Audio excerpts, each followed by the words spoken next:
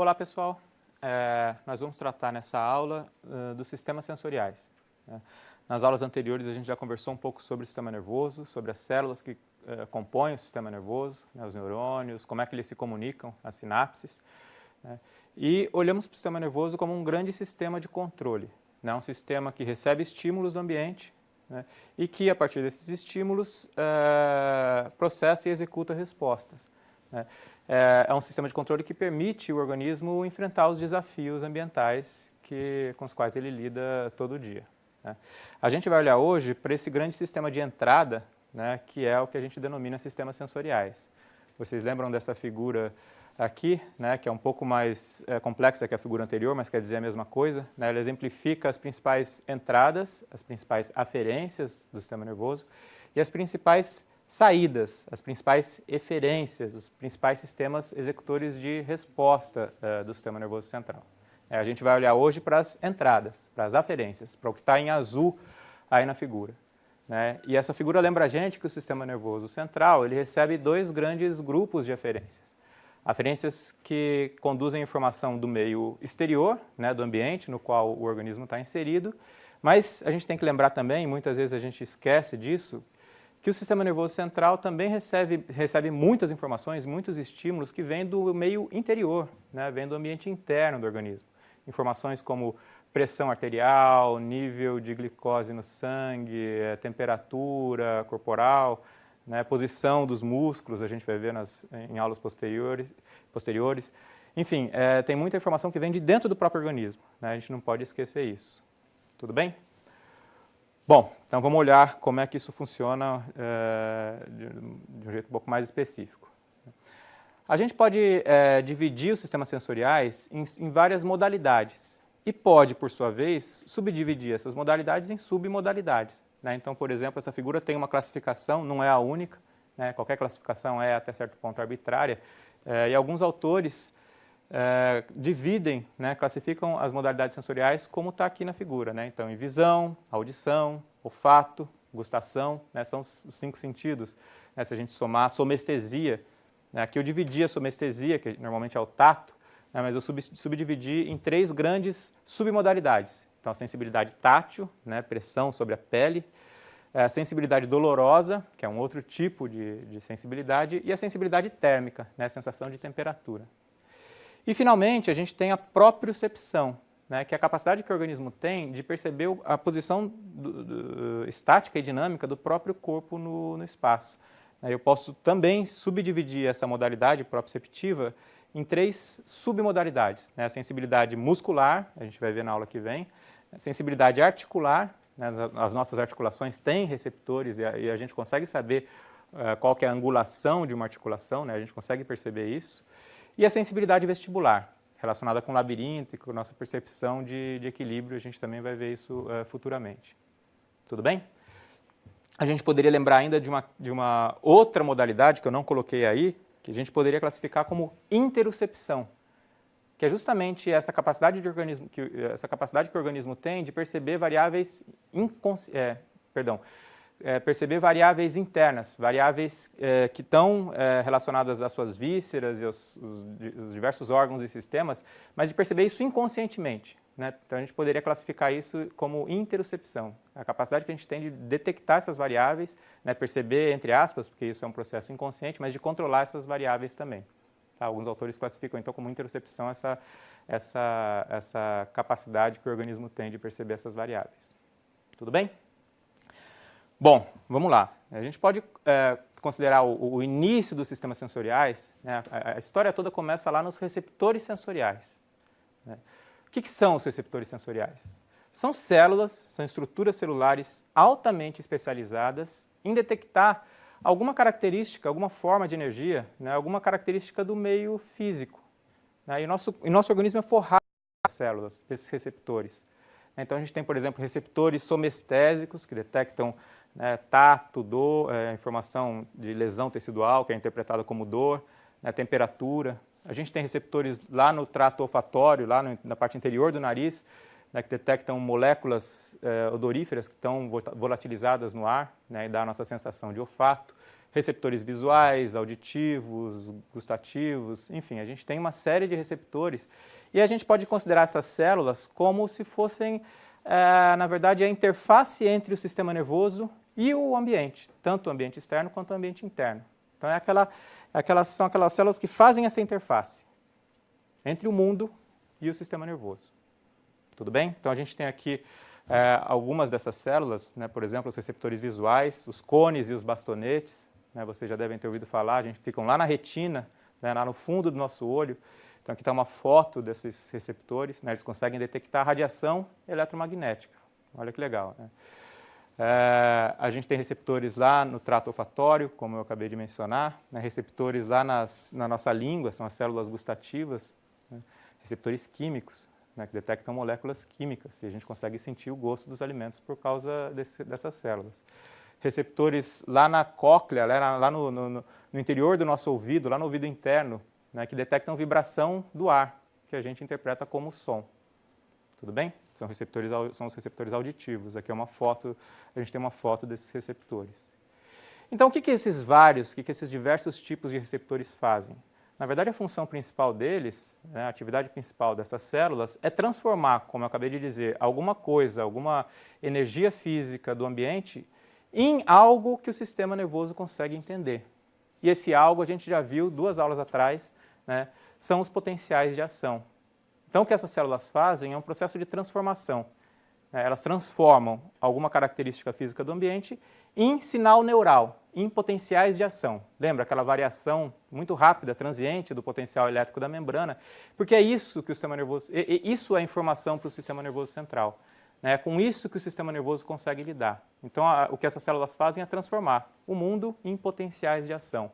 E com isso o sistema nervoso central consegue processar as informações que vêm do ambiente. Tudo bem? Esse processo depende de canais iônicos. Nós já vimos isso, né, para que haja potencial elétrico na membrana, né, uma diferença de potencial elétrico na membrana, a gente precisa de canais iônicos, lembram? Que permitem a passagem de potássio, de sódio, e aqui não é diferente. Né, os potenciais, as alterações de potenciais que são mediadas por esses receptores dependem de canais iônicos da membrana. Então, por exemplo, a gente tem receptores na pele ou no ouvido que são mecânicos.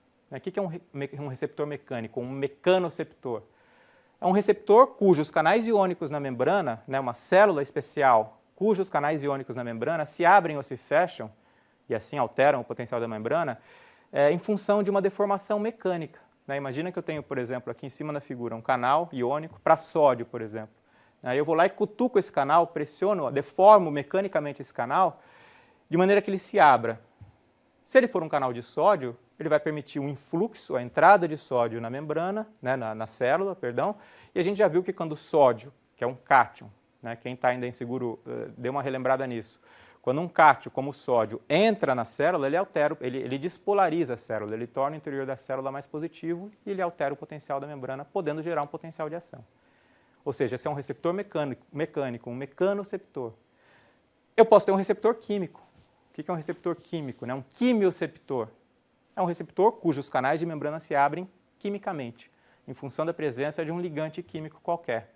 Pode ser uma molécula volatilizada no ar, como o caso do olfato, ou uma molécula vinda dos alimentos, uma molécula química vinda dos alimentos, no caso do paladar, né, da gustação, e assim por diante. Poderia ser um fotorreceptor, um receptor cujos canais se abrem ou se fecham em função de radiação eletromagnética, em função da luz, né, fotorreceptor. Poderiam ser o receptor térmico e por aí vai. A gente classifica os receptores como quimioceptores, mecanoceptores, fotoceptores, e em função de como os canais, de quais são os estímulos que abrem ou que fecham os canais de membrana desses receptores sensoriais, dessas células sensoriais. Tudo bem? Bom, esse processo todo que eu estou comentando com vocês, a gente denomina de transdução. Né? O que é transdução? É um processo no qual uma energia, de novo, né, uma energia física do ambiente é transformada em sinal neural. É isso, esse processo de transformação a gente chama de transdução, ou nesse caso aqui, de transdução sensorial. Né? Vamos olhar um pouco melhor como é que ele acontece. Imagina que eu tenho, vocês podem ver aqui na figura, um receptor da pele, né? Estou representando aqui uma porção da pele, pode ser uma porção, por exemplo, da pele do meu braço. Né? Tem um receptor aqui, que fica bem próximo à superfície da pele. E esse receptor ele é inervado por uma fibra aferente que leva essa informação lá para o sistema nervoso central. Lembrando, né, o que é essa fibra aferente? É um axônio de um neurônio que vai levar essa informação lá para o sistema nervoso central. Né? Nesse caso, lá para a medula e da medula para o encéfalo. Às vezes, como é o caso aqui, o próprio neurônio é o receptor. Às vezes não, às vezes o neurônio inerva a célula receptora. Nesse caso, o neurônio é o receptor. Então vamos olhar o que acontece aqui durante um processo de transdução sensorial. Imagina que eu cutuque essa pele, pressione essa pele, né, como está representado aqui. Né, imagina que eu coloco o dedo e pressione como eu estou fazendo aqui. Esse receptor, ele possui, como eu acabei de mostrar, canais de sódio, né, que se abrem mecanicamente. Né? Se eu deformo a pele, eu abro esses canais, o sódio entra, e o que vai acontecer é que eu vou começar a despolarizar a membrana. Então, o que eu estou representando aqui? Aqui na primeira coluna, a que está mais embaixo aqui, é a intensidade do estímulo, a intensidade dessa pressão, desse apertão. E aqui em cima, o que eu estou vendo é o quanto eu despolarizei a membrana, o quanto a membrana ficou mais positiva em função dessa entrada de sódio por meio desses canais que eu acabei de abrir. Né? Um estímulo fraco vai provocar a abertura de canais, eu vou despolarizar um pouco a membrana, né? Essa despolarização vai percorrer a membrana até um certo pedaço, né? E depois, eventualmente, ela vai se dissipar. Acontece que se eu aumentar esse apertão, aumentar essa pressão, né? Aumentar a intensidade do estímulo, eu aumento a entrada de sódio e eu posso, esse aumento na quantidade de sódio que entra, essa despolarização maior, pode, eventualmente, se ela ultrapassar um determinado limiar, já conversou de limiares aqui, né, gerar potenciais de ação, né, aquela variação transiente, né, aqueles potenciais de ação na fibra aferente. Né. Para que isso ocorra, nós também já vimos, tem que haver, em algum ponto aqui dessa fibra aferente, canais de sódio dependentes de voltagem, de sódio e de potássio dependentes de voltagem. É aquela classe de canais que permite a ocorrência de potenciais de ação. Né, e esses canais só vão se abrir se eu atingir um determinado limiar. Né? Se alguém não lembra disso, dá uma olhada de novo lá na aula de potenciais de ação que vocês vão relembrar isso. Né? Claro, se eu aumentar ainda mais a intensidade do estímulo, eu vou aumentar ainda mais essa despolarização no receptor, né? A despolarização que a gente costuma chamar de potencial gerador ou potencial receptor, e eu vou gerar, agora, não potenciais de ação maiores. Lembra, o potencial de ação é tudo ou nada, ou ele ocorre ou ele não ocorre. O que vai acontecer é que esse potencial gerador maior, esse maior influxo de sódio vai gerar, na verdade, mais potenciais de ação por unidade de tempo. Vai aumentar a frequência de potenciais de ação que são gerados na fibra. Então, reparem, quanto maior a intensidade do estímulo, quanto mais intenso, no caso aqui, o apertão que eu estou dando, maior o potencial gerador no receptor, mais sódio entrou no receptor, mais potenciais de ação eu gero na fibra que leva a informação para o sistema nervoso central. Ou, melhor dizendo, maior a frequência, né, quantidade de eventos por unidade de tempo, né, mais potenciais de ação por segundo, por exemplo, se eu medir isso em hertz, né, maior a frequência de potenciais de ação na fibra aferente que leva a informação lá para a medula e depois para o encéfalo. Ok? Esse é o processo de transdução. Acabei de transformar um estímulo físico, pressão, em sinal neural, em potenciais de ação. É isso que o sistema nervoso central entende, potenciais de ação. Essa é a linguagem com a qual o sistema nervoso central trabalha. Ok? Aí a gente acabou de ver também que o processo de transdução é um processo pelo qual o sistema nervoso consegue codificar a intensidade de um estímulo. A gente viu que um estímulo fraco eventualmente pode nem produzir potenciais de ação, ou seja, ele nem vai ser percebido pelo sistema nervoso central, e à medida em que aumenta a intensidade do estímulo, maior a frequência de disparos de potenciais de ação que vão chegar, maior a frequência de potenciais de ação que vão chegar no sistema nervoso central. Tudo bem? É claro que tem um valor limiar aí, a partir do qual um potencial gerador consegue gerar potenciais de ação. Né? Aqui é estímulo, receptor, né? O potencial gerador ou potencial receptor, e aqui potenciais de ação, que vão lá para a fibra aferente, que vão lá para o sistema nervoso central. Ok? Então, só chamando a atenção para vocês de novo, né? Eu tenho aqui uma imagem do sistema nervoso central para lembrar que o que chega no sistema nervoso central não é luz, não é som, não é gosto, não é cheiro, não é toque. Né? O que chega no sistema nervoso central são potenciais de ação. Né? O nosso cérebro ali, os nossos neurônios estão lá dentro da caixa craniana, no escuro, não chega som, não chega luz lá. O que chega são potenciais de ação. vindos da periferia, vindos da retina, vindos da pele, vindos do nariz, do ouvido. E o sistema nervoso central é bombardeado por esses potenciais de ação, né, com várias intensidades, com várias frequências, e o grande trabalho que ele tem que fazer, e é o grande mistério para os neurocientistas, é como é que, a partir dessa quantidade enorme de potenciais de ação, desses trens de potenciais de ação que chegam até ele consegue reconstruir o mundo, né, que tem lá fora. E essa é a grande brincadeira, esse é o grande mistério, a grande beleza de se estudar os sistemas sensoriais. Né, entender como o nosso cérebro decodifica agora o que tem, os estímulos que chegaram até ele, a partir desses trens de potenciais de ação que chegam. Tudo bem? De novo, não chega a luz, não chega o cheiro, chegam potenciais de ação lá no cérebro. Tudo bem? A intensidade a gente acabou de ver como é, né? Como é que ele decodifica a intensidade, se um estímulo é mais ou menos brilhante, se um som é mais volumoso ou menos volumoso, se uma pressão é mais forte na pele ou menos ou mais fraca, por meio da frequência de potenciais de ação. Né? Mas existem outros mecanismos, a gente não vai investigar aqui a fundo, por exemplo, só para pegar o caso da pele, que é a modalidade que eu estou usando como guia aqui, como exemplo. Né? A modalidade da pele possui vários tipos diferentes de receptores, com características diferentes. Né? Alguns receptores são mais especializados em detectar vibração, né? Outros, o tato propriamente dito, outros, como eu disse, detectam lesão tecidual, né, os receptores de dor. Então, a pele é forrada de receptores, cada um com uma característica diferente. E a ativação dessa variedade de receptores permite com que o cérebro consiga depois decodificar qual é o estímulo que está acontecendo, que está sendo aplicado na pele, né, no caso da somestesia. Bom, a gente olhou até agora o que acontece na periferia, vamos avançar um pouquinho, eu queria falar um pouco sobre as vias sensoriais. Né? O que é uma via sensorial? É um caminho, né, o nome já indica, é uma via que leva a informação da periferia, ou seja, do receptor sensorial, até o encéfalo, até o córtex cerebral, em última instância. Conhecer essas vias é importante até clinicamente, porque eu posso romper, né, por uma lesão, um trauma, uma doença, essas vias podem estar comprometidas e eu tenho deficiências, eu tenho dificuldades em perceber um estímulo sensorial. Então aqui, por exemplo, está representada uma via somestésica, começa lá na pele, né, esse exemplo que eu estou dando até agora, de lá sai um neurônio, uma aferência que vai adentrar a medula, vai entrar na medula espinhal, né, e de lá vai subir para o encéfalo. Né, o corpo celular desse neurônio está aqui no gânglio da raiz dorsal, da medula espinhal, né, e de lá a informação sobe para o encéfalo. Eu posso olhar melhor essa via aqui, né, a informação chega da periferia, entra na medula, lá pelas raízes dorsais, lembrem, a gente já conversou rapidamente sobre elas, entra lá na substância, faz sinapse na substância cinzenta da medula e por meio de fibras que percorrem a substância branca da medula, ascendem, essa informação sobe lá para o encéfalo. No caso da somestesia, essa via faz sinapse lá no bulbo, né, cruza a linha média da medula e vai lá passa pelo tálamo e vai lá para o córtex cerebral. Então a gente consegue ver algumas coisas importantes dessa via, eu não vou entrar em detalhes, mas por exemplo, a primeira coisa que a gente consegue perceber dessa via, que a informação sensorial é cruzada.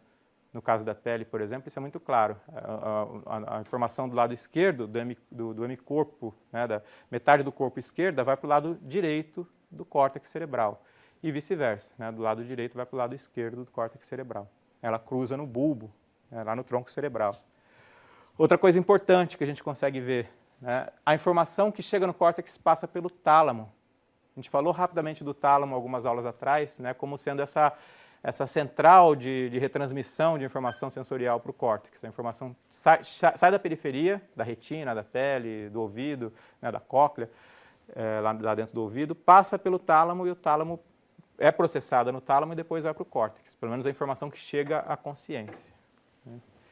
Passou pelo tálamo, a informação vai lá para o córtex cerebral. Aqui está só um exemplo para mostrar, né, para relembrar a gente que isso não acontece, claro, na somestesia, acontece também em outros sistemas, como o sistema visual, né, a informação sai da retina, tálamo, córtex. Né, retina lá no fundo do nosso olho. E quando chega no córtex, a informação sensorial vai atingir regiões que a gente define, né, a gente denomina córtices sensoriais primários. O que são esses córtices primários, né, essas regiões primárias? São as regiões que, como o nome indica, primeiro recebem a informação que veio lá da periferia, que passou pelo tálamo e veio lá da periferia. Então, por exemplo, a gente tem o córtex visual primário, fica aqui atrás. né, córtex occipital. A gente tem o córtex somestésico primário, que recebe informação da pele, né, fica aqui no giro pós-central, lá no lobo parietal. Existe o córtex auditivo primário, fica no giro superior do córtex temporal. Então, esses nomes anatômicos não interessam para a gente, mas é importante a gente saber que existem regiões especializadas, essa informação não é desorganizada, ela não vai para o córtex de maneira desorganizada. O córtex cerebral possui mapas, possui regiões específicas que recebem informação que vem lá da periferia. Isso é tudo muito organizado lá no cérebro. Tudo bem? Dessas regiões primárias, estão representadas em verde nessa figura, a informação vai para regiões secundárias, terciárias, para áreas associativas, que começam a processar essa informação de maneira cada vez mais complexa. E a partir desse processamento cada vez mais complexo, o nosso cérebro consegue fazer esse trabalho de decodificação da informação que veio lá de fora, né, e que chegou até ele. Tudo bem? Aqui é um exemplo mostrando como é que se dá esse mapa, essa organização topográfica, né, da informação que vem da pele, da informação somestésica ou somatosensorial. Como eu mencionei agora há pouco, o córtex somestésico ou somatosensorial primário fica lá no giro pós-central, né, lá no córtex parietal, e aqui a gente consegue ver que ele é bastante organizado. Eu tenho um mapa da minha pele lá no córtex. Se eu reconstruir esse mapa, eu tenho uma figura mais ou menos como essa, a gente chama de homúnculo. O que é o homúnculo? É essa maneira como o nosso cérebro, o nosso córtex, vê a nossa periferia, vê o nosso corpo. É uma figura engraçada, a gente tem parece uma pessoa deformada, porque a gente sabe que essa representação ela não é fiel, no sentido de que ela não representa os tamanhos reais de cada parte do nosso corpo. Por que isso? Porque a gente sabe, vocês sabem disso, muito mais receptores nas mãos e na boca do que em outras partes do corpo. A concentração de receptores e o tamanho dos campos receptivos desses receptores, a concentração é muito maior e os campos receptivos são muito menores, a gente não falou sobre isso, mas a gente vai eventualmente discutir isso mais para frente, nas mãos e na boca. Nossa sensibilidade é maior na boca e na mão, e nas mãos, e por isso a gente tem essa representação maior lá no córtex. Tudo bem? Então, acho que é um pouco isso que eu queria conversar com vocês hoje, né? Lembrando que um dos grandes mistérios da neurociência, e muita gente trabalha nisso hoje, é entender como se dá esse processo de decodificação da informação. E mais ainda, como é que, a partir do trabalho neurofisiológico, da interação entre os neurônios aqui no córtex, no processamento desses estímulos, esses estímulos atingem, eventualmente, a consciência. Como é que eu percebo conscientemente um som, uma melodia, um carinho, uma informação gustativa, eu provo um vinho e falo, nossa, que delícia, Como é que isso acontece? Como é que esses estímulos atingem a consciência? Esse ainda é um grande mistério para a neurociência, mas um dia, eventualmente, a gente vai conseguir responder a essas questões, que são tão fundamentais para a compreensão do cérebro humano. Tudo bem? Bom, pessoal, acho que era isso nessa aula. Espero que vocês tenham gostado e a gente continua mais para frente. Um abraço, até mais.